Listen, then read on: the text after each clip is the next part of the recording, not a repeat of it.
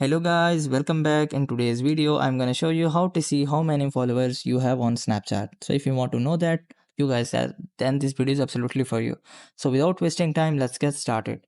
So first of all, you guys have to just simply open up Snapchat application on your mobile phone. So after that, you have to just simply tap the chat button here. So after tapping on the chat button here, you have to just simply open up the messages section, and here you have to simply tap on the top right corner, top left corner of your profile.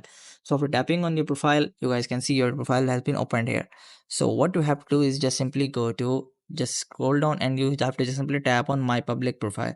So after tapping on that, you guys can be able to see here is your username of your Snapchat is displaying here, which is anas.hafiz.1, or you guys can just simply see the name, display name, which is Anas Hafiz, and right next to the username of your Snapchat, you guys can see the number of followers which have followed you. You guys can see 129 followers people followed you, and in this way you guys can check how many followers do you have on your Snapchat account.